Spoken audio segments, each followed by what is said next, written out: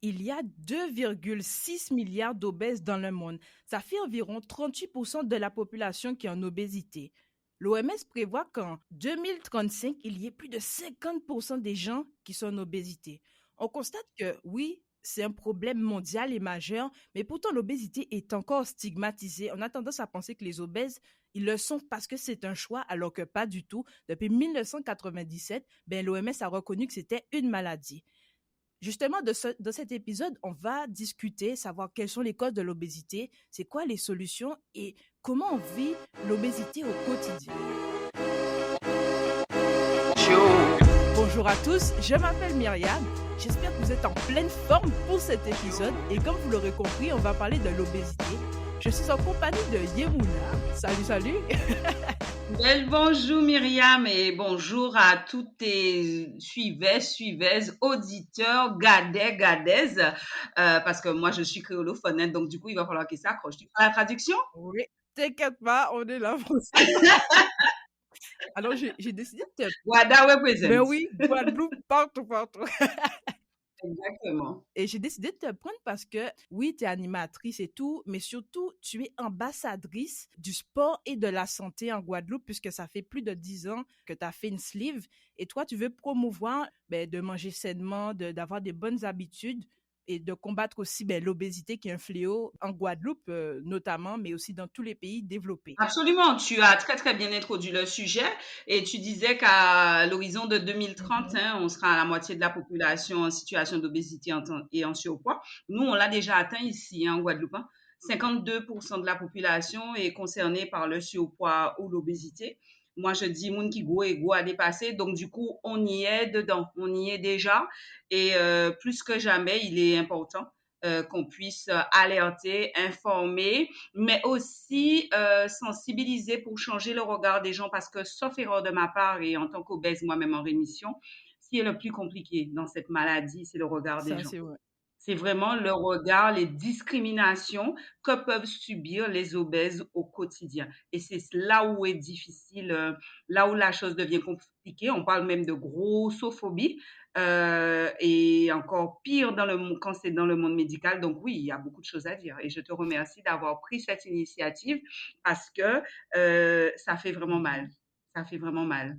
C'est vrai parce que ça touche beaucoup de gens de la société, mais comme tu dis, on stigmatise les gens, on se dit, ah ben si tu mangeais bien, puis si tu faisais du sport, ben l'affaire serait réglée alors que c'est une maladie qui est chronique et que en fait, il y a plusieurs facteurs liés à cette maladie. Est-ce que tu peux nous dire quels sont les différents facteurs? Alors, l'obésité, c'est une maladie alors, comment on dit ça encore? Alors, je vais te dire simplement, on va dire que c'est une maladie multifactorielle. On va pas aller chercher des grands mots scientifiques, c'est pas l'objectif. Ça veut dire qu'il y a différents facteurs. Effectivement, l'alimentation et la sédentarité sont en cause, mais pas que, parce que s'il s'agissait de manger mieux et de bouger, on ne serait pas, je parle en tout cas pour les Antilles, en tout cas pour la Guadeloupe, à 52% de personnes en surpoids ou obèses. Donc, c'est que ça va Mhm. chercher plus loin. On a des causes psychologiques, c'est pour ça que j'ai commencé par le côté neuro, hein, donc on est dans Ouais. des causes psychologiques, environnementales, hormonales, et puis même génétiques, hein, ce qu'on connaît un petit peu moins, c'est-à-dire que est-ce qu'on peut vraiment changer le code génétique de quelqu'un? C'est quelque chose qu'on ne peut pas changer. Et c'est pour ça que c'est aussi compliqué, parce que pour pouvoir soigner ces différentes causes et arriver, on va dire, à gérer sa Mhm. maladie, eh ben, il faut pouvoir tout prendre le patient dans sa globalité. Et malheureusement, très souvent, eh bien, sont mis à l'index ces personnes parce qu'on les regarde comme des feignants, comme des bons à rien, comme des personnes qui manquent de volonté. Et on leur dit, ben, écoutez, il suffit d'aller voir une diététicienne, il suffit d'aller voir un coach sportif et vous allez guérir. Alors que non, déjà, on ne guérit pas de l'obésité et c'est pour ça que tu as bien fait de parler de maladies chroniques. Une maladie chronique, comme le diabète, comme l'hypertension, ce sont des maladies pour l'instant dont on ne guérit pas. On va soigner les différents symptômes, mais on ne guérit pas malheureusement. Donc, il est vraiment important hein, de se faire écho de ces différents éléments pour changer ce regard et faire en sorte que la prise en charge soit faite avec beaucoup plus de bienveillance. Parce que même hein, dans le domaine médical. Comme c'est une jeune maladie reconnue, en tout cas, la maladie existe depuis longtemps, mais l'OMS, comme tu l'as dit, ben, c'est que depuis 97 qu'elle a reconnu cette maladie, ce qui fait que même dans Mhm. les formations médicales, l'obésité n'est pas évoquée, ou du moins n'est pas... euh, comment t'expliquer ça? En tout cas, ne fait pas partie des programmes comme ça devrait l'être, mais je pense que ça va changer. En tout cas, les différentes personnes déjà les patients, on milite pour ça. Il y a des associations comme le groupement de réflexion sur l'obésité et le surpoids, le CNAO, enfin bref, des associations comme ça en France qui militent, hein, pour que cette prise en charge soit mieux faite, et notamment sur les bancs de l'école, pour que les soignants puissent faire leur travail correctement. Parce que je le redis encore une fois, et c'est pour ça que ça fait mal, c'est surtout cette bienveillance qui manque. Parce que quand tu arrives chez un médecin, dans un cabinet d'une infirmière ou autre, et qu'on vous parle comme si vous étiez le dernier des moins que rien, oui, ça fait mal et il faut vraiment que ça change. Et c'est vrai ce que tu dis, je suis d'accord avec toi, parce que quand tu vas chez le médecin pour une grippe, ben, on revient à te parler de ton poids, Oui. alors que, mais si tu as la grippe, ça n'a aucun rapport. Quel est le lien? Dites-le moi, quel est le lien? Vous avez mal au ventre? Ah ben oui, mais vous avez qu'à maigrir. Oh là là, je ne sais pas, docteur, mais j'ai mal à la cheville. Et souvent, ça cause des drames parce que on va prendre l'obésité comme prétexte et on n'ira pas chercher plus loin, alors que la personne peut avoir un cancer ou d'autres maladies graves, gravissimes, mais à partir du moment où tu es gros, eh bien, c'est la première chose qu'il faut prendre en compte, et c'est extrêmement difficile à vivre pour le patient, et ce qui crée des déséquilibres, ou même des patients qui vont rester chez Mhm. eux.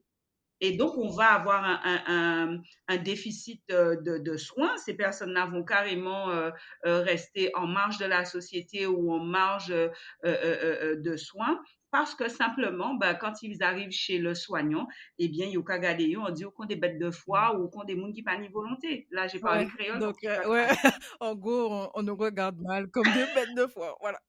Non, mais c'est vrai. Voilà, c'est ça.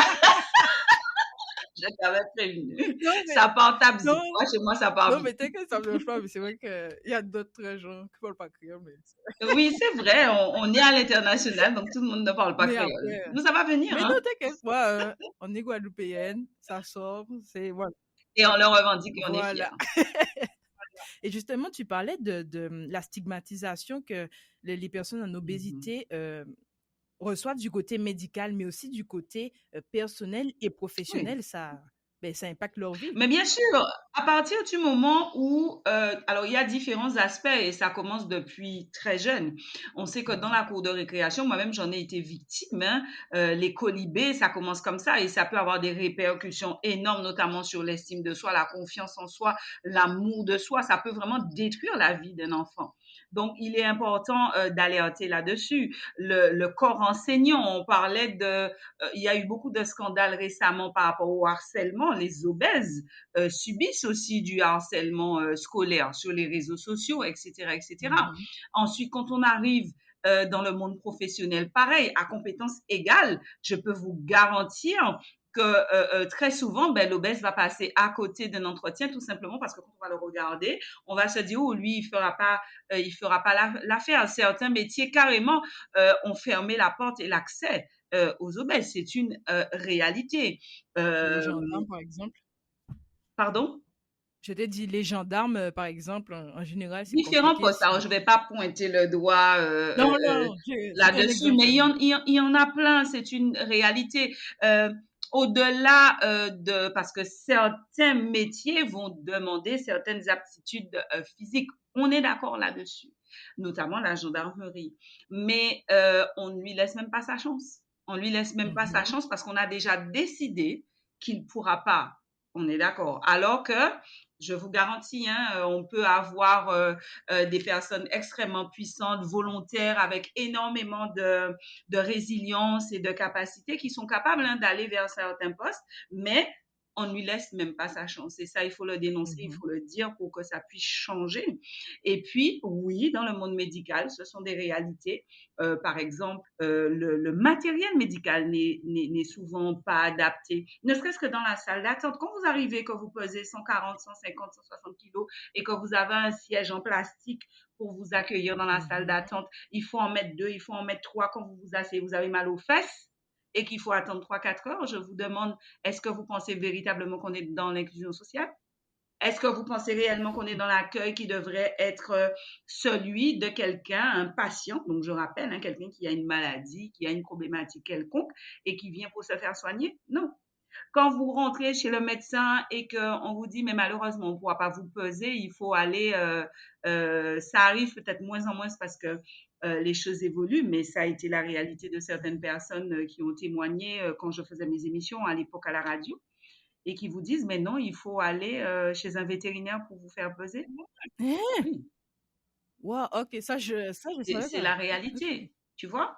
Quand tu OK. veux avoir un enfant et que tu es en situation d'obésité, ben, on te dit, mais madame, de toute façon, il faudra maigrir, hein, parce qu'on ne peut pas avoir d'enfant. Ça, c'est pas possible. Ça, c'est un rêve qui n'est Ah pas accessible pour oui! vous tant que vous n'aurez pas perdu 10, 15, 20, 30 kilos, comme si c'était tellement facile. Je vous laisse imaginer, hein.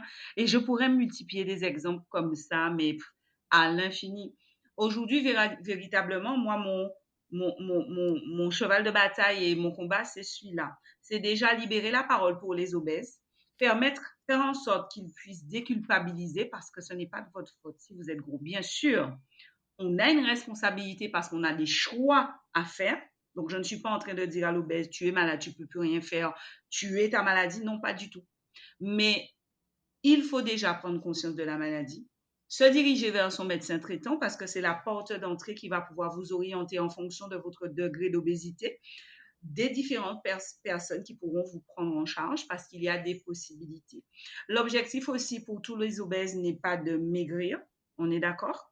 Parce que la définition de l'obésité, je le rappelle, c'est un excès de graisse qui va entraîner des problématiques médicales, qui va dégrader notre santé. Mais vous pouvez avoir des obèses qui n'ont pas ces problématiques. Donc, l'idée de leur dire, c'est pas de leur dire absolument dès qu'ils arrivent dans votre cabinet, non, non, non, il faut maigrir. Ce n'est pas ça le discours. Ça doit rester un choix afin justement que le patient soit volontaire et impliqué dans sa prise en charge parce qu'on l'aura compris notamment hein, et c'est un peu c'est comme ça que fonctionne ce qu'on appelle l'éducation thérapeutique où le patient va être véritablement au cœur de sa prise en charge, au cœur du soin, en collaboration avec son équipe médicale. Et c'est ce qui va augmenter les chances de réussite du programme ou de quel que soit ce qu'ils auront mis en place.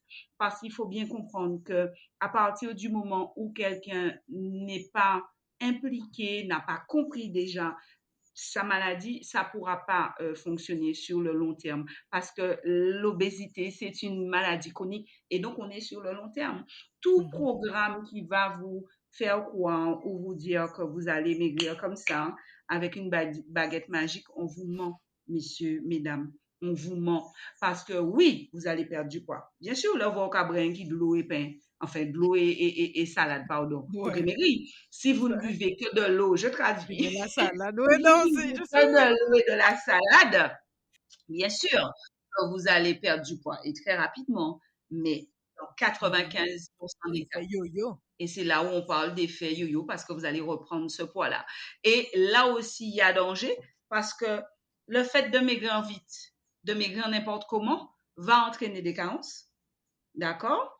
Et des problématiques au niveau des os, par exemple, l'ostéoporose et j'en passe. Hein. Je ne vais pas aller trop sur des terrains scientifiques parce que ce n'est pas mon métier. Mais en tout cas, vous aurez des problématiques et en reprenant du poids, notamment la fonte musculaire, et en reprenant du poids, et ben résultat, eh bien, vous allez vous inscrire dans cette espèce d'aller-retour avec des prises et des pertes de poids et aussi avec des problématiques psychologiques et développer des troubles du comportement alimentaire. Et c'est là où ça devient grave.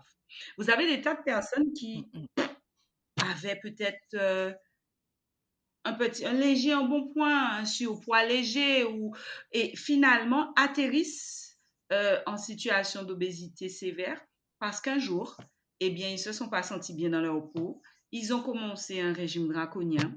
Ils en ont fait un deuxième, ils en ont fait un troisième. Et puis, chaque fois qu'ils reprenaient du poids, eh bien, ils se retrouvaient avec un petit delta en plus, 4, 5 kilos en plus. Et vous en avez plein comme ça qui finissent par devenir obèses, obésité sévère, etc. Tout simplement parce qu'ils ont fait un mauvais choix un jour et qu'on leur avait pas dit que ça pouvait être dangereux de commencer cette spirale infernale des régimes. Parce qu'une fois qu'on a commencé, on en sort. C'est vrai. C'est vrai que, pour revenir un petit peu au, excuse-moi, au facteur que tu disais, il y a, j'ai discuté avec Madame Sextus qui est, attends, je prends mes feuilles, Oui, qui est, oui, la directrice de la gosse. oui, c'est ça, l'Association anti-Guyane de lutte contre l'obésité, le surpoids et la Je vois chez les les enfants. sédentarité chez les enfants. Sédentarité chez les enfants. Ouais. Mais elle me disait que, oui, il y a aussi le fait qu'on soit dans un peu un environnement obésogène parce que quand elle a pris un exemple, quand en Guadeloupe, tu vas au lycée ou au collège et que à 7 heures du matin, il y a déjà des bokits, des sandwichs, Des bokiteries ouvertes, c'est hein? ça, ça contribue pas en Des fait. marchands de bokites. Mhm. Ça contribue pas en fait que à ce que à ton obésité parce que même si tu as la volonté, tu es accompagné, mais tu restes dans cet environnement bésogène, ben ça te freine dans ta progression. Est-ce que tu penses que la société a un travail collectif à faire? L'obésité, pour moi, véritablement, c'est une problématique sociétale et collective. Alors, bien sûr, Yemuna a décidé de s'investir à travers ce programme 2023, l'année de l'exemple que je propose, Mhm. avec différentes actions. Donc, je vous invite à aller sur mes réseaux sociaux, Yemuna Linik, si vous en avez l'occasion, Instagram, Facebook, LinkedIn, YouTube. Euh, pour voir un peu hein, ce qu'on propose avec des lives, un peu comme ça. Hein. C'est aussi dans ce cadre-là que je suis là aujourd'hui pour informer, parce que pour moi, l'information, c'est une arme puissante. D'accord? Mais je dis que Yemuna ne va pas résoudre le problème de l'obésité toute seule. C'est une problématique collective. On parlait des enfants, mais ne serait-ce qu'en restauration collective, il y a énormément d'efforts. Il y a des efforts qui sont faits, mais on doit encore poursuivre. Dans les familles, un enfant ne peut pas perdre du poids si derrière la famille ne Mhm. l'accompagne pas. Une femme aura du mal, une mère de famille aura du mal à gérer sa problématique de poids si son mari et ses enfants, en tout cas, on ne le prend pas de manière Mhm. collégiale dans la famille. Au niveau sociétal, c'est pareil. Il y a des choses aussi à mettre en place dans l'entreprise. Au niveau de l'entreprise parce que on parle aujourd'hui de RSE, de responsabilité sociale et économique des entreprises, pour pouvoir prendre soin de leurs employés parce que cet impact-là, véritablement, si l'employé n'est pas Mhm. en bonne santé, C'est son aura des travail. répercussions. Quand on sait que l'obésité, c'est la porte d'entrée, diabète, cholestérol, hypertension, maladie cardiovasculaire, cancer, etc., etc. Donc, ça veut dire que si on n'accompagne pas euh, euh, euh, ce salarié en mettant en place des choses simples, je sais pas moi, ne serait-ce que favoriser que les personnes puissent bouger dans l'entreprise avec des pauses, avec de l'eau proposée, peut-être un self avec des fruits et des légumes. Enfin bref, il y a plein de choses et ne serait-ce que des sessions de sensibilisation. Moi, je propose aussi de faire des sessions de sensibilisation dans les entreprises par rapport à l'activité physique et sportive, par rapport à l'alimentation, proposer des bootcamps, mettre en place par exemple des sessions de stretching ou d'activité sportive au sein même, parce qu'il y a des comités d'entreprise qui sont là, qui peuvent mettre en place ces choses-là. Bah, on est tous responsables. Et on a tous un rôle à jouer d'une manière ou d'une autre. On peut actionner un levier. Tu Mhm. vois? Donc, c'est pour ça que je parle de responsabilité collective. Mais c'est Grandiri qui a fait Sakdiri. On ne demande pas de tout changer d'un seul coup, mais ne serait-ce qu'en faisant une action. Moi, je dis que je suis le petit colibri qui fait sa part. Dans l'incendie que représente l'obésité, je suis moi le petit colibri, mais nous pouvons être tous ces petits colibris. Donc, si chaque monde a mené, on graine à dans Sakdiri là, nous qui réussit. Si chacun fait sa part, on peut y arriver, mais il faut y aller ensemble. Mais il faut surtout démarrer. Faut pas rester là en se disant, mais oui, mais l'État va faire, le gouvernement va faire. Non, on a chacun, je suis sûre, c'est pas les idées qui manquent, tu vois? Mais il faut démarrer, il faut y aller maintenant parce que tu l'as dit, hein, tic-tac, tic-tac, tic-tac, tic-tac, tic-tac, l'horloge est en train de tourner et sinon il sera trop tard. Il sera trop tard. Et surtout après le Covid, on a vu hein, le boom de personnes, ils ont pris du poids avec les problématiques de sédentarité ou non, Mhm. enfin, qui a existé pendant la période La du Covid. période de Donc c'est confinement. maintenant ou jamais. Ouais. Oui, c'est vrai. Si on va sur ton parcours personnel, Oui. toi, tu as fait une sleeve, comme je disais, ça fait 10 ans. Ouais, c'est Qu'est-ce ma qui 10e année. t'a... Ouais! Qu'est-ce qui t'a poussé à faire, à aller vers cette solution? Alors, la sleeve pour décrire déjà, c'est une réduction de l'estomac, pour parler technique. Oui. On va enlever 2 tiers de ton estomac pour te permettre justement de perdre du poids. Donc ça, c'est juste une intervention chirurgicale. Ça Mhm. n'a rien d'exceptionnel dans le sens où ça ne fait pas tout le boulot. Il est important de dire aux gens que moi, je parle de parcours sleeve, Mhm. où j'ai eu un avant, un pendant et encore un après. Donc, 10 ans après, je suis encore Ok. suivie Suivi? par l'équipe du docteur Pita à Basse-Terre en Guadeloupe. Parce que si on intervient sur ton estomac sans changer ou en tout cas sans mettre en place des choses autour, notamment au niveau psychologique, notamment au niveau de l'alimentation, véritablement changer ton lifestyle, tu vas pas garder ces bénéfices-là. Tu vas perdre rapidement, mais au contraire, si derrière, tu n'as pas mis en place ce qu'il faut pour garder les bénéfices de la sleeve, ça va repartir. C'est pour ça que je dis que ce n'est qu'une intervention chirurgicale, tout en mettant un petit bémol, hein, parce que c'est quand même un risque que nous prenons. On ne va pas comme ça sous la table d'opération sans comprendre qu'il y a véritablement un risque anesthésique, risque chirurgical, fistule, etc. Donc, c'est une opération en soi. Mais derrière, ce n'est qu'une partie du boulot. Et c'est vraiment important de le comprendre. Ça veut dire que parce que je sais que, tu sais, c'est comme dans tout, il y a il y a toujours des déviances dans tout le système. Il faut savoir qu'aujourd'hui, et j'alerte aussi là-dessus, il y a des chirurgiens qui arrivent, qui vous disent, mais c'est bon, on va vous faire la sleeve, sans tout ce qu'il y a autour. C'est extrêmement dangereux. Limite, on joue avec la vie des gens.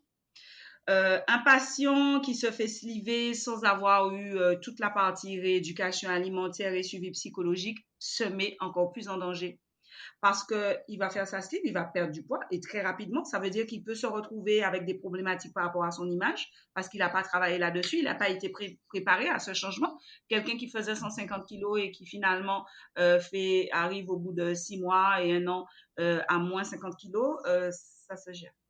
Parce que si on est gros, on l'a dit, hein, il y a plein de choses qui ont conduit à là. Donc derrière, il faut aussi Mhm. préparer à pouvoir vivre avec ce point en moins en termes d'image de soi, d'amour de soi, sans compter que derrière, hein, tu as toute la peau hein, qui va tomber. Donc là aussi, on est Mhm. face à des problématiques où on n'était pas préparé. Donc ça se prépare. Quelqu'un qui va perdre 50 kilos ou 40 kilos avait une façon de manger. On a réduit Mhm. l'estomac. Donc, la poche était grande. Donc, si derrière, on t'a pas appris à manger avec ton petit estomac, tu te mets en danger parce que tu vas continuer avec les pulsions, tu vas continuer à manger. Parce qu'on mange aussi, pas que de l'alimentation, on mange aussi émotionnel. Donc, si on t'a pas appris à Mhm. gérer tes émotions, tu vas recommencer à manger. Tu vas manger, ton estomac n'a plus la même place. Tu fais comment? On fait comment? C'est Donc, compliqué là. t'imagines un petit estomac comme ça et qu'est-ce qui risque de se faire? Mécaniquement parlant, tu te mets en danger, etc., etc. Donc, c'est pour ça que je dis oui, j'ai fait ce choix-là il y a 10 ans parce que c'était une solution pour moi de santé avant tout. Parce que j'ai commencé à avoir des problèmes de tension, comme on l'a dit, hein, quand on est obèse, c'est la porte d'entrée pour des problématiques de tension, des problématiques aussi au niveau des articulations, genoux, douleurs au quotidien. Donc, il fallait faire quelque chose. Donc, du coup, j'ai fait ce choix-là et j'ai aussi décidé de me faire accompagner avec des professionnels. Et c'est comme ça que j'ai Ok. débarqué il y a 10 ans à la clinique et je suis super heureuse de mon choix. Alors, c'est pas parce que j'ai fait une sleeve que je dis à tout le monde de faire une sleeve, ce n'est pas non plus mon Mhm. discours. Comme il s'agit d'une opération avec une prise en charge multifactorielle, chaque aide, chaque esprit. Donc, ça veut dire que c'est une solution qui m'a permis à moi d'évoluer, mais qui ne sera peut-être pas adapté à toi qui me regarde aujourd'hui. Donc, c'est pour ça qu'il est Ouais. important d'aller voir son médecin traitant qui va vous orienter en fonction de votre parcours. Euh, la prise en charge a énormément évolué en 10 ans. Ce que moi j'ai fait il y a 10 ans, c'est pas forcément ce qui est proposé aujourd'hui. Donc, puisque la science avance et on l'a dit, hein, Mhm. depuis 97, hein, les études ont évolué, on fait des études, les équipes médicales Mhm. aussi s'interrogent. Dans la prise en charge même, il y a des retours hein, au bout de 10 ans. Donc, c'est super. Ça fait évoluer la prise en charge. Mais je suis super heureuse parce que ça a carrément changé ma vie. J'ai perdu, alors je suis passée de 125 kilos à moins 50 kilos environ. Mhm. Aujourd'hui, je stabilise avec un IMC toujours en situation d'obésité. Alors, je rappelle, on va en profiter quand même pour Ouais. faire de la pédagogie. Comment on L'indice de sait masse qu'on est corporelle. en obésité? On va calculer notre IMC, notre indice de masse corporelle. L'indice de masse corporelle, on va dire que c'est une référence qui permet de nous situer par rapport à la maladie. Comme quand tu es diabétique, il te faut bien sûr un repère pour savoir si tu es diabétique ou pas. Et bien pour les obèses, c'est Mhm. l'IMC. Bien sûr, on sait que c'est pas la panacée, qu'il y a plein d'autres choses à prendre en compte, notamment la composition corporelle. On est d'accord avec ça. Donc, la quantité de graisse, la quantité De muscles et de tout, de muscles, l'eau. voilà, l'eau, les os et tout ça. Mais en tout cas, ça nous donne un indicateur. Et cet indice, si on le calcule et qu'on est au-delà de 30, eh bien, on considère que vous êtes en situation d'obésité. Comment on le calcule? Mhm. Eh bien, c'est le poids sur la taille au carré, donc le poids en kilos et la taille en mètres. Bon, Donc, ça, on va prendre un mhm. exemple. On va calculer ton IMC. Ok, je sais que je suis en obésité, on y va. Allez, on y va. Ok. Bon, Tu- la dernière fois, je me suis pesée. On Non, y va, c'est bon, je chiche. me suis. Moi, je connais le mien Ok, par cœur. Je suis à 32, donc il n'y a pas de problème. On va ok, calculer. Tiens, tu mesures ok. combien? Je crois que c'est 1,65 m. Ouais, je suis un Un petit mètre bébé. soixante-cinq. Bon, on fait la même. Oui. 1,65 m. Donc, tu es très Et grande, n'est-ce pas? oh, Et oui, le poids très, très. alors? La dernière fois que je me suis pesée, c'était 85, hein. Ouais, 80. Oh, très. bah écoute. Et si je te disais qu'on a le même IMC? Hein? Eh oui. Sérieusement? Ah Eh ouais, oui, ok. alors on va diviser son poids sur sa taille au carré. Donc on va diviser 85 kilos sur Mhm. 1,65 m multiplié par lui-même. Donc ça nous fait 2,7. Et donc si tu divises, on est à peu près entre 31 et 32 en IMC. Donc Ok. tu es en situation d'obésité, comme Ouais. moi, Ok. légère, mais en situation d'obésité quand même. Mhm. Ça veut dire qu'il n'y a pas péril en la demeure, hein? On est d'accord? On n'est pas Mhm. entré, ouais, bon Dieu, je suis obèse, c'est la fin du monde. Pas du tout. Moi, je vis très bien avec mon IMC à 32, sachant que je suis quand même sortie de 46. Donc, Mhm. obésité sévère, obésité morbide. D'ailleurs, quand on m'a annoncé ça, waouh, j'ai juste paniqué D'accord. parce que quand on te dit que tu es en situation d'obésité et à côté, on met morbide, tu te dis, waouh, je suis en train de mourir là, c'est ça? D'accord? Donc, Mhm. c'est très important que qu'on fasse preuve de pédagogie, qu'on accompagne ces personnes parce que parfois les mots peuvent être extrêmement violents. Donc, pour revenir à ce Mhm. parcours livre, j'ai été opérée il y a 10 ans et jusqu'à maintenant, je suis toujours suivie parce que, encore une fois, c'est un équilibre à trouver. Pour Mhm. moi, ce que j'ai compris dans ce cheminement, qu'il n'était pas seulement question de perdre du poids. Il était vraiment important pour moi de trouver un lifestyle qui me corresponde, de trouver un équilibre de vie qui me permette aujourd'hui eh bien, d'être pleinement épanouie dans la vie que je veux mener. C'est-à-dire que le corps que j'ai aujourd'hui, même s'il est encore obèse, donc je reste extrêmement vigilante, je fais des bilans régulièrement et c'est pour ça que je suis encore suivie, euh, eh bien, doit me permettre de vivre la vie que j'ai envie de mener. Et crois-moi, comme je dis, je fais des choses avec ce Oui. corps-là. Je suis dans l'eau chanterie, c'est ce que je dis aux gens. Alors, c'est une expression créole que je ne pourrais pas vous expliquer, messieurs, dames. En tout cas, tout ça pour vous dire que j'ai mis en face le corps qui me permet de vivre la vie. Voilà. Et il faut que ça soit en harmonie Mhm. pour pouvoir maintenir en tout cas cet équilibre de vie, cet équilibre en termes de poids, etc., etc. C'est vraiment fondamental. Et pour moi, c'est ça que je diffuse sur mes réseaux et que j'essaie d'accompagner, de motiver les personnes à aller vers ça. C'est pas à avoir le plus bas poids possible. C'est pas ça. D'ailleurs, l'obésité, regardez bien. On dit pas excès de poids, on dit excès de masse grasse. Pourquoi c'est important de faire cette différence-là? Parce qu'aujourd'hui, les gens sont fixés sur leur balance. Et dès que le poids qui est sur la balance ne leur convient pas, ils sont en panique. Je vais prendre l'exemple de Teddy Riner pour vous expliquer. Teddy Riner est de toute façon, quand vous regardez les chiffres, en situation d'obésité. Parce qu'il a énormément de muscles. Et quand il monte sur la balance, eh ben, les compteurs s'affolent. Donc, on ne parle pas d'excès de poids, on parle d'excès de graisse qui va induire des problématiques de santé. C'est vrai, Voilà. j'ai remarqué que chez de plus en plus les professionnels, ils utilisent plus des balances toutes simples, ils utilisent des balances qui Impédance calculent. métrique. Ouais, c'est ça. L'impédance métrique. C'est-à-dire qu'ils regardent la composition du corps en termes de masse grasse, en termes d'eau, en termes de muscles et en termes d'os. Et en fonction de ça, eh bien, ils pourront comment dire, vous accompagner au mieux pour que vous puissiez diminuer au maximum cette masse grasse qui, elle, est nocive pour votre corps. Et en développant parallèlement les muscles. C'est pour ça qu'aujourd'hui, par exemple, moi, j'ai choisi de faire de la musculation.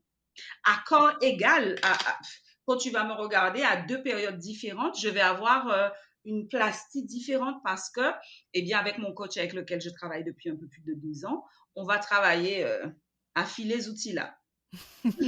C'est-à-dire qu'on va travailler sur la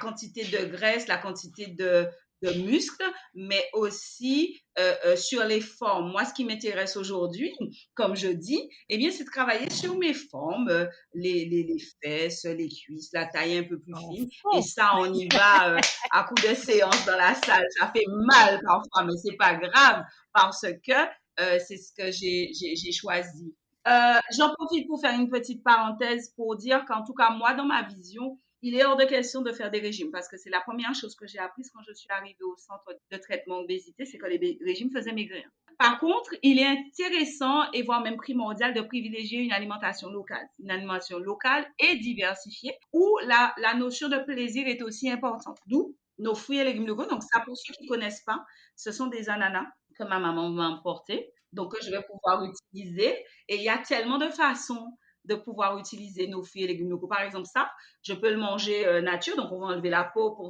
les ananas, c'est international. Avec de la cannelle, j'ai déjà essayé? Comment tu fais? Avec de la cannelle, c'est-à-dire, ah oui, tu mets de la cannelle juste dessus.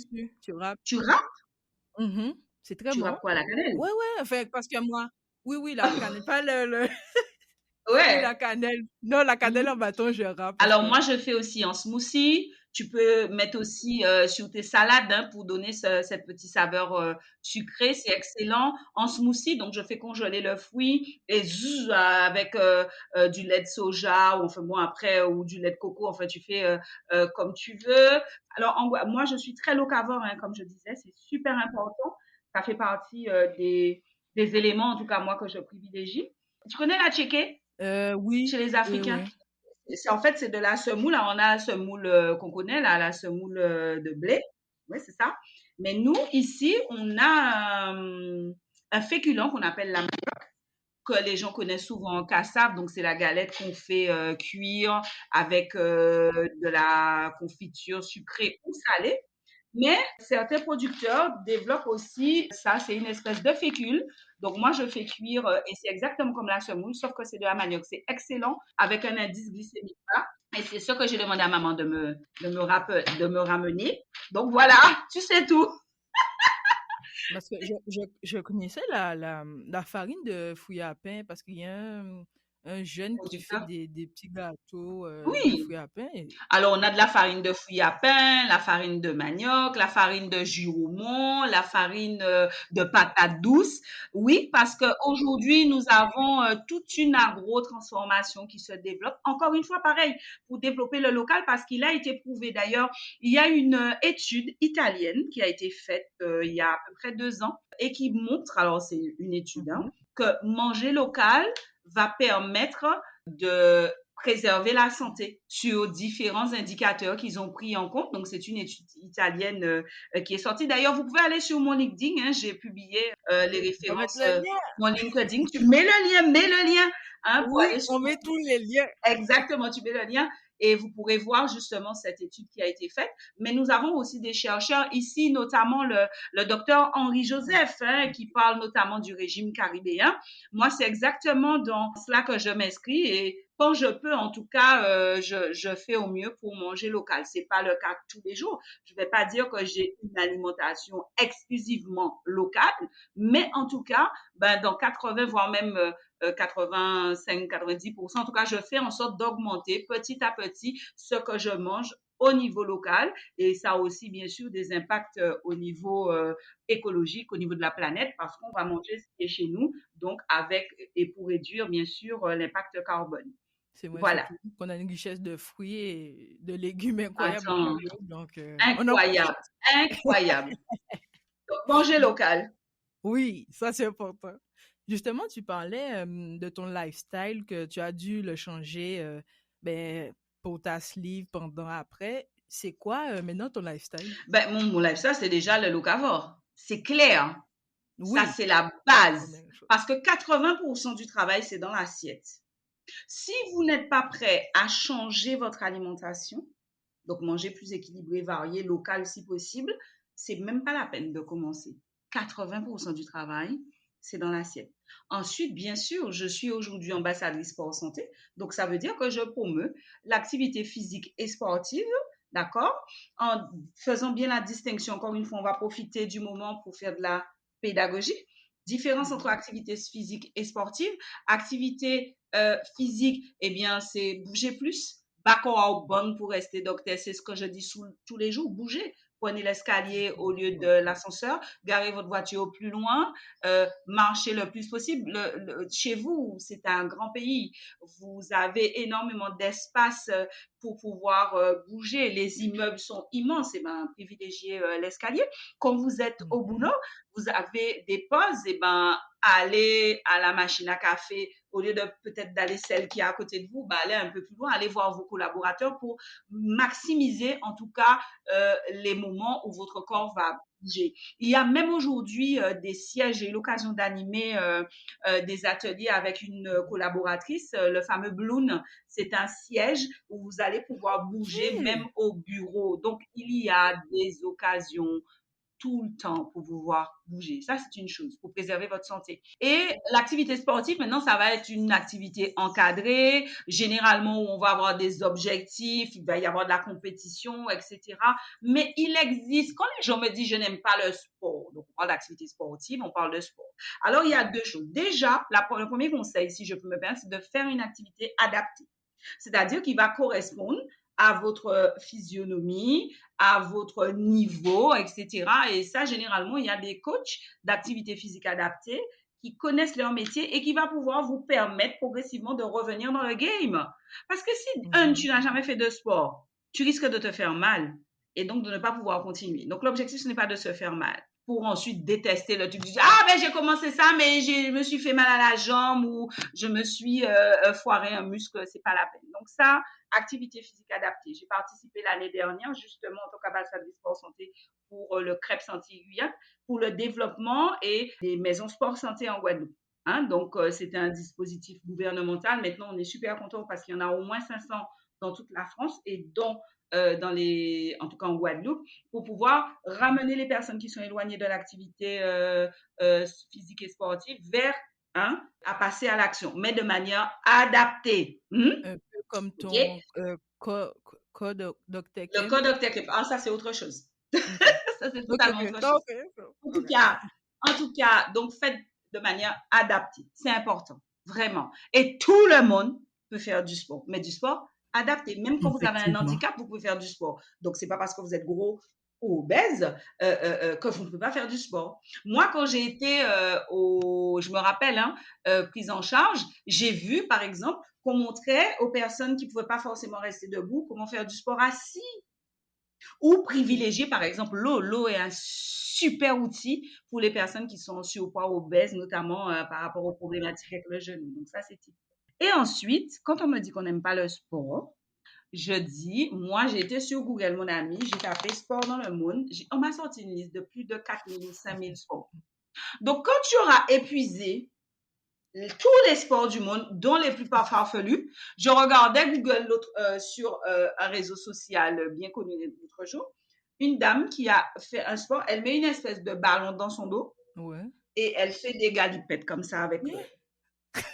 Non, mais c'est un truc de fou. Je n'ai pas dit d'aller faire ça, mais c'est une forme de sport qu'elle développe. Ouais. Un truc de dingue. Donc, quand tu auras épuisé cette liste de 4000 activités sportives, tu pourras me dire que tu n'aimes pas le Mhm. sport. C'est comme le fruit à pain chez nous. C'est un féculent hein, que Fruit de beaucoup de personnes disent ne l'arbre à pas aimer. Moi, pain qu'il j'adore. appelle. En pain, mes fruits à pain, c'est manger cochon. Quand tu auras épuisé toutes les formes de recettes avec le fruit à pain, dont le chaud d'eau et le gâteau fruit à pain, tu Gâteau pourras me aussi. dire que tu n'aimes pas le fruit à pain. Mais tant que tu n'as pas tout testé, ne me dis pas que tu n'aimes pas le fruit à pain. Donc, c'est pareil pour le sport. Quand tu auras épuisé cette liste-là qui est disponible sur Mhm. Google, surtout que chez nous, aux Antilles, mon Dieu, en Guadeloupe particulièrement, on a les forêts, on a la mer, on a tout et le ciel. Mhm. 360 jours dans l'année, on a pratiquement du soleil, 365 jours. Donc, ne me dites pas que vous n'êtes pas le sport. Dites-moi ce que vous avez essayé jusqu'à maintenant. Vous n'avez pas aimé. OK, mais essaie. Essaie parce qu'il y va de ta bonne santé. Et si on n'est pas en bonne santé, on ne peut pas kiffer sa life. On ne peut C'est pas vrai. kiffer la vie. On ne peut pas manger la vie comme un goulou, surtout quand je te dis manger la vie comme un goulou. Comment je pourrais dire ça? Un One goulou, c'est life. comme un gros burger, mais guadeloupéen. Voilà, donc tu manges ça avec appétit. Donc pour déguster sa vie, pour kiffer sa life, il faut être un minimum, il faut avoir un minimum de santé et travailler à l'améliorer tous les jours. 20 fois on remet le métier. J'ai essayé aujourd'hui, ça n'a pas été la meilleure séance, mais j'essaie demain. Et petit à petit, et souvent les gens abandonnent parce qu'ils veulent tout de suite passer à un level. Je veux dire que si tu n'as jamais fait de sport de ta vie ou tu n'as jamais été régulier, tu peux pas passer de une séance à 4 séances par semaine. Ce n'est pas possible. Mhm. Mais tu peux faire 10 minutes cette semaine. Tu peux en faire une demi-heure la semaine d'après et monter en crescendo. Mais il faut t'accrocher. Et tout ça, c'est pas une question de motivation. Et là, on va revenir encore sur cette question de motivation. Ah, Yemouna, comment tu fais pour être motivée tous les jours? Je suis pas motivée chaque fois que je vais faire au sport qu'il y a de ça. Jamais. Mais simplement, j'ai mis en place un certain nombre d'habitudes qui m'ont permis aujourd'hui, sans même avoir de la motivation, Ouais. de pouvoir aller faire mon sport. Je me pose même plus la question parce que j'ai pris l'habitude. Et les habitudes, ça se construit, tu vois. Donc, c'est pas la motivation qui est en cause. Ce sont les habitudes que tu dois Moi, construire. je faisais un sport que j'aimais bien, qui me motivait, c'était la boxe thaïlandaise. Et puis, Mhm. je sais pas, j'étais toujours motivée pour aller, je sais pas, je sais pas. Ou même, il y a des jours où tu n'es pas forcément motivé, mais tu étais déjà, moi c'est mon astuce, tu es déjà en train d'anticiper, parce qu'il faut savoir que quand on fait du sport Mhm. ou qu'on a une activité sportive, on va libérer des endorphines. Donc, ce sont des hormones du Ouais. bien-être. Donc, quand ton corps a pris l'habitude d'avoir sa dose, il va te le réclamer. Mhm. Il va te le réclamer. C'est comme un drogué. Ouais. C'est pour ça qu'on parle d'addiction parfois au sport. Donc, si tu as pris l'habitude d'avoir ta dose, donc d'aller faire ton activité, même quand tu n'es pas motivé, ton corps va te le demander parce qu'il a, lui, besoin de sa dose. C'est une machine. C'est une machine. Donc, en fait, c'est ça. Et petit à petit, mais ça se construit. Rome ne Mhm. s'est pas fait en un seul jour. Et ça, tu vois, c'est pour ça que je dis aujourd'hui, on dépasse aujourd'hui la question de l'obésité. Moi, je suis une militante aujourd'hui. Je ne suis pas en train de combattre l'obésité ou les obèses. Mhm. Je suis en train de militer pour le mieux-être de la population et avoir une bonne santé. Parce que là, tout ce que je viens de te dire, c'est aussi valable pour tout le monde. C'est valable pour toi, c'est valable pour ton frère, ta soeur, ta maman. Parce que l'enjeu finalement des pouvoirs publics aujourd'hui, c'est de prévenir l'obésité, de prévenir les maladies pour que le moins de personnes soient malades et qu'on ait moins d'argent à dépenser parce qu'aujourd'hui, la Mhm. sécu est en danger. C'est vrai. OK? Mhm.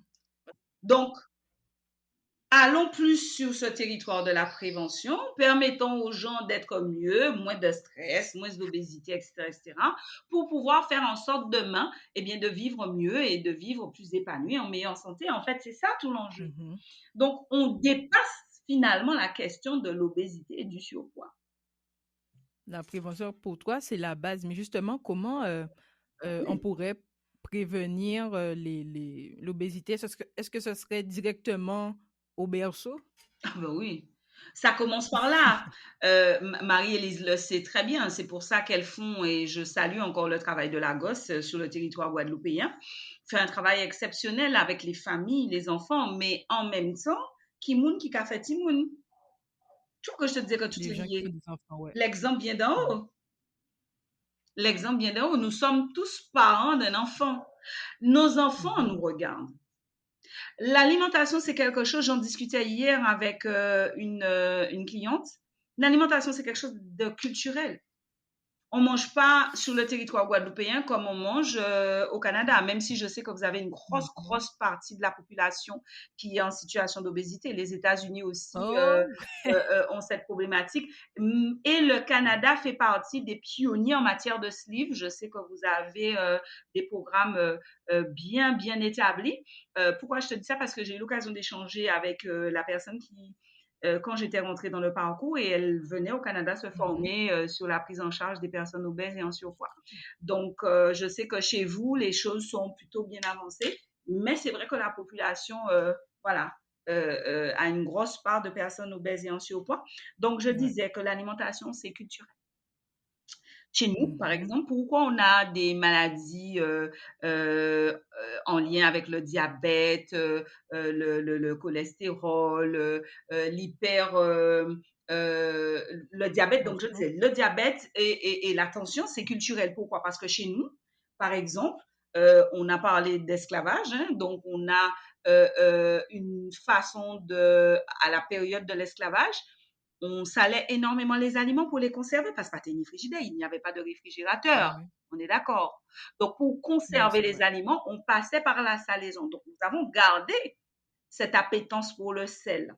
Le sucre, c'est pareil. Mhm. Chez nous, ben, on est issu d'une culture sucrière. D'ailleurs, encore aujourd'hui, Mhm. l'économie agricole de l'économie de la Guadeloupe C'est le a une sucre grosse partie et le rhum. lié au rhum, donc aux industries sucrières, etc. Donc tout s'explique. Et c'est pour ça qu'on parle de prise en charge globale du patient, parce que on doit aussi inclure ces éléments-là dans la prise en charge.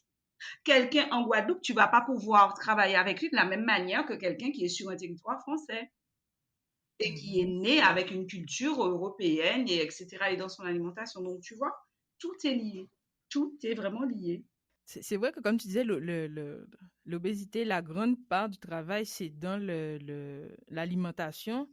Mais en Guadeloupe, on a cette manière, Madame Sextus disait, comme un peu d'idolâtrer Mhm. la nourriture. Parce que quand on dit, ah, on fait une sortie, on dit, qu'est-ce qu'on mange, qu'est-ce qu'on mange, qu'est-ce qu'on mange tout le temps. Et peut-être qu'il faudrait, en fait, changer notre rapport à la nourriture, être là. Oh, il y a beaucoup de pistes hein, et beaucoup d'axes, hein, Mhm, et c'est pour ça qu'on parlait de globalité. Bien sûr, on va travailler sur, tu vois, je te disais que tout est culturel. Donc, ça veut dire que on va travailler au berceau, bien sûr. On va travailler dans les familles, dans la cellule familiale, pour permettre aux gens d'avoir les connaissances, notamment en termes d'identifier les groupes alimentaires, savoir aussi comment valoriser nos fruits et légumes locaux, manger en saison. Donc tout ça, c'est un travail qui se fait au niveau de la famille, au niveau des écoles aussi, parce que l'enfant va au niveau des écoles et des entreprises, tu vois, parce qu'on ne peut pas les mhm, ignorer. L'enfant passe 80% de son temps dans l'école. Et le salarié va passer 80%, le parent qui va travailler dans les... Donc, il y a aussi un travail à faire au niveau des entreprises. Au niveau aussi, il y a des politiques à mettre en place. C'est pour ça que nous, en tant qu'acteurs de terrain, on va aller proposer des programmes, comme c'est le cas au niveau des institutions. Donc ici, le conseil régional, le conseil départemental, mais au niveau de l'État. Alors, regarde, par exemple, il y a des réflexions qui sont mises en place. Il y a un rapport là qui est sorti fin avril.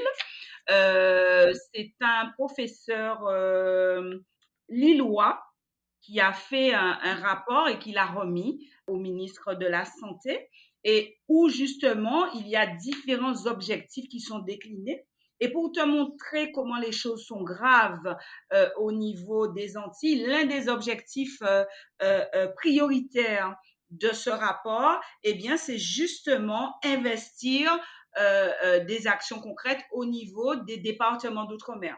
C'est pour te montrer comment c'est grave sur nos territoires. Le rapport s'appelle Mhm. Mieux prévenir et prendre en charge l'obésité en France.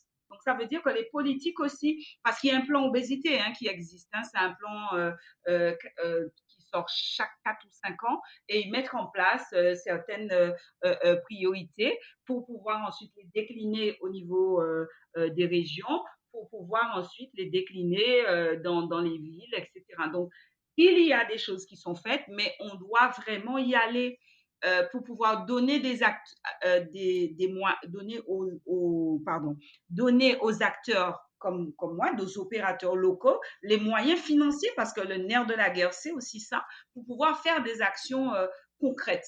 Donc, c'est pour ça que moi, mon plan, je l'ai proposé au niveau de la région, au niveau du département, mais aussi au niveau des privés, parce que Yemuna ne pourra pas tout faire. Oui, j'ai de la bonne volonté avec mes équipes, mais derrière, le nerf de la guerre, c'est l'argent. On ne peut pas mettre en place. Alors, pour revenir aux actions que j'ai proposées, par exemple, moi, je suis sur des événementiels. Donc, on parlait du Codoc Tekem, qui ne fait pas partie du plan, mais qui est aussi des choses que je propose parce Mhm. qu'aujourd'hui, non seulement je suis animatrice d'événementiel, donc pour animer vos événements, quelle que soit la taille, des conférences, des soirées et tout, mais j'organise aussi des événementiels et spécifiquement des événementiels sportivo-ludiques, d'accord, qui pour moi ont aussi leur place pour montrer aux gens que je suis capable, que le sport, c'est pas inaccessible, que quelle que soit ma taille, ma forme, eh bien, je peux venir et aussi m'amuser. Il faut que ce soit fun.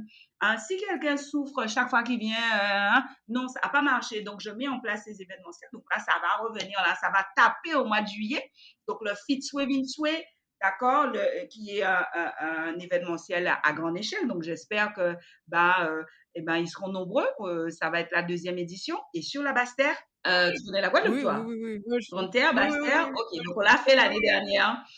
On a fait l'année dernière en Grande Terre. Là, on va le faire en Basse Terre parce que je sais que j'ai une communauté. Elles attendent ça, elles me l'ont réclamé.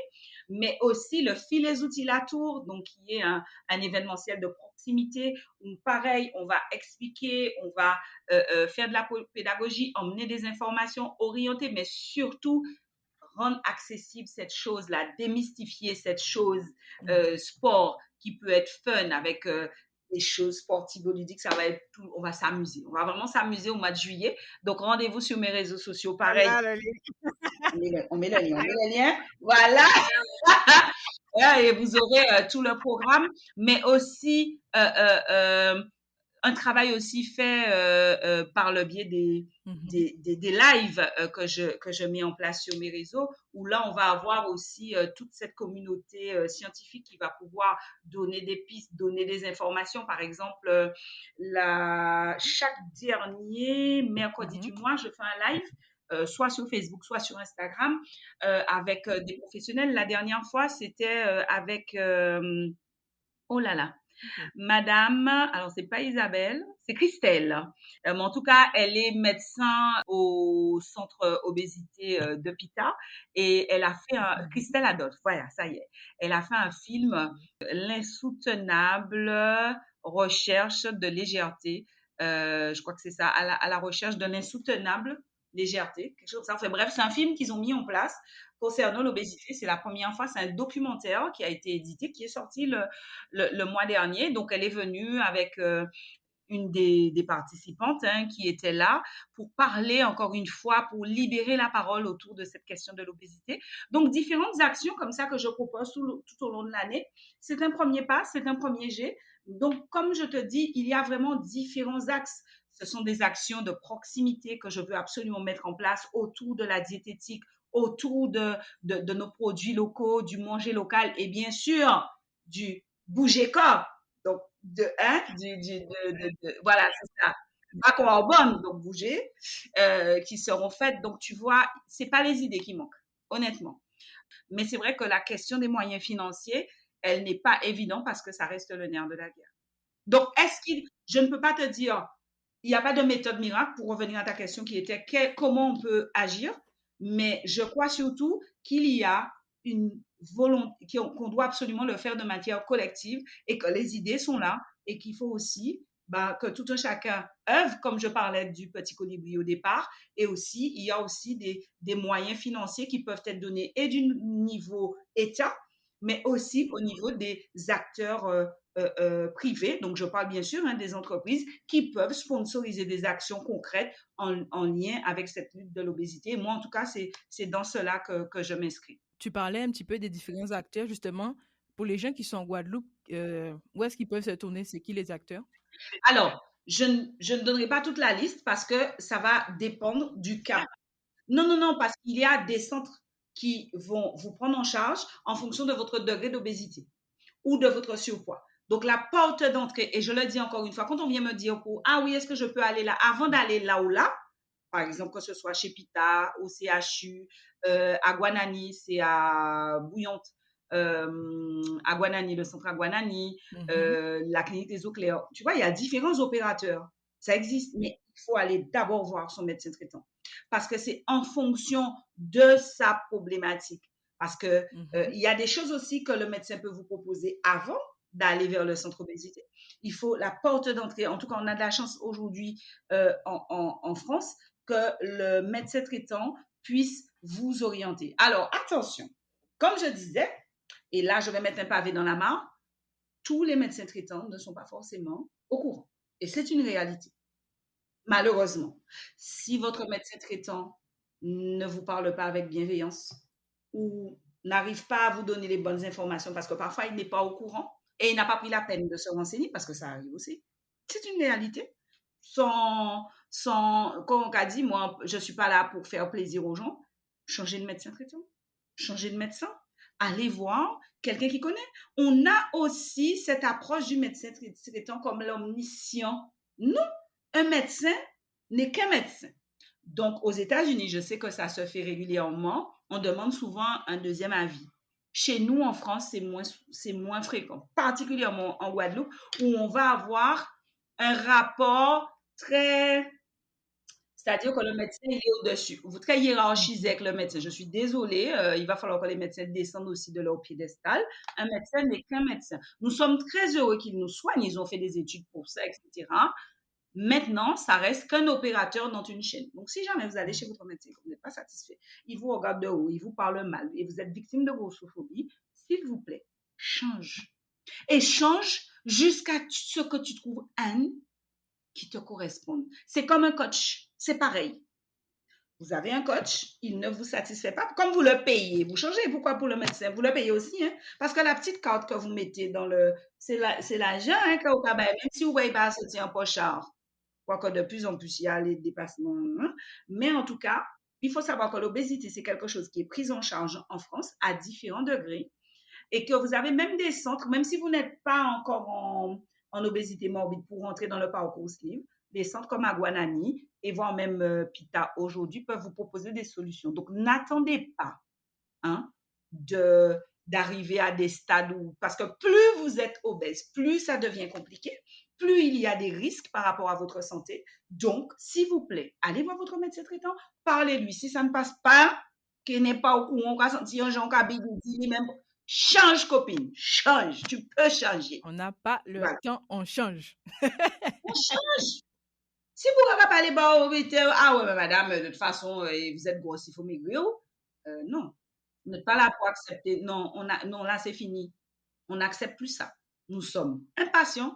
Nous avons droit à cet égard. Nous avons droit à cette bienveillance. OK? Et si tu sens que le feeling ne passe pas, gaz. Et donc, Voilà. après cette porte du médecin traitant, les professionnels vont nous accompagner. Mais comment faire, justement? Oui, normalement, il vous oriente soit en fonction de votre grade d'obésité vers la clinique Vita ou le CHU, etc. Vous pouvez aussi aller directement dans Mhm. ces centres-là, mais c'est vrai que très souvent, il est quand même intéressant parce que de toute façon, il faudra Mhm. un suivi, d'accord?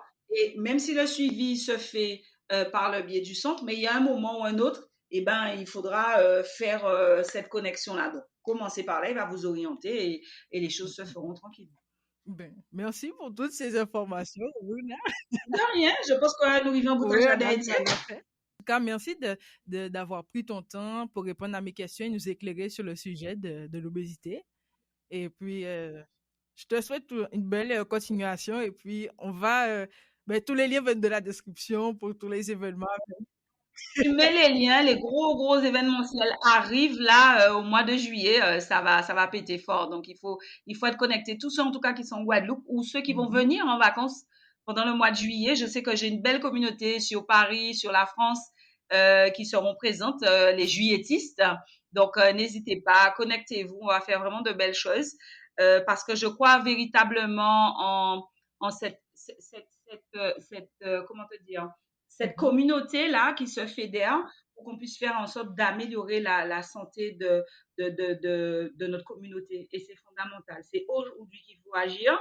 Et en tout cas, je sais que là, aujourd'hui, on a mis en place les moyens. Tout est pour vous, alors profitez-en. J'ai aussi mon Oui, la livre. réédition. Et là, même ceux qui ne sont pas en Guadeloupe, alors, mais tu sais, oui, on est en train de travailler d'arrache-pied là avec les éditions Negmaron. Donc ça va sortir aussi en juillet. Et même si vous n'êtes pas en Guadeloupe, ben, je pourrais partager cette histoire. Bon, on n'a pas pu rentrer dans le fond aujourd'hui. Je crois véritablement que c'est avec des témoignages, parce que moi aussi j'ai bénéficié de témoignages d'autres, d'inspiration. C'est pour ça que j'ai décidé de mettre mon histoire au service, en tout cas, de ceux qui me suivent et même ceux qui ne Mhm. me suivent pas encore. Eh ben, vous pourrez acheter ce livre parce qu'il sera disponible Par- en ligne de toute façon, que vous pouvez partager cette histoire. Et puis, il y a des vidéos, il y a plein de choses qui vont arriver. Donc, stay tuned. On reste connecté. Yes. Well, yes, I speak English. Oh! Stay tuned, you know? OK, merci beaucoup pour Merci le beaucoup encore, travail, Luna. ma chérie. Et puis, je te fais un gros beau. Ben, merci. Et on se dit, ben, à dans d'autres Oui. soleils. Et nous, quand continuer à rouler pour santé à payer en nous et back au Arbonne, puis rester docteur. Je te laisse faire la traduction. Ouais, j'ai oublié. Non, non, mais à d'autres soleil, ça veut dire à la prochaine. Backward, bon, c'est. Oh, je sais même pas comment on peut traduire ça. Ouais, là, là. Mets-toi en action, bouge Ouais, voilà, mets-toi en action et pour ta bouge. Et meilleure puis, santé, voilà. simplement. C'est terminé. OK, see you soon, my darling. Et oui, c'était le dernier épisode de la saison. Je remercie tous les gens qui ont participé à la saison 1 du podcast. On parle là où ça fait mal. Merci à Yemuna, à Zéliana, à Benjamin, à Marie-Ève. Je remercie aussi Dominique, Claudia et Marie-Julie, Jérémy et Samuel, mais aussi Julien et Alice qui ont participé aux épisodes et qui m'ont partagé leur histoire. Ben, merci aussi à ceux qui me suivent, qui partagent. Hein. Je vous vois, ceux qui ne partagent pas, je vous vois. Hein. Mais qui partagent, qui commentent, qui like. Vraiment, merci à vous tous. Et on se retrouve en septembre prochain. Puis il y aura de nouvelles aventures, de nouveaux formats, de nouvelles histoires à partager. Je vous souhaite de très bonnes vacances. Puis on se retrouve en septembre. C'était Myriam dans le podcast On parle là où ça fait mal. Et salut, salut.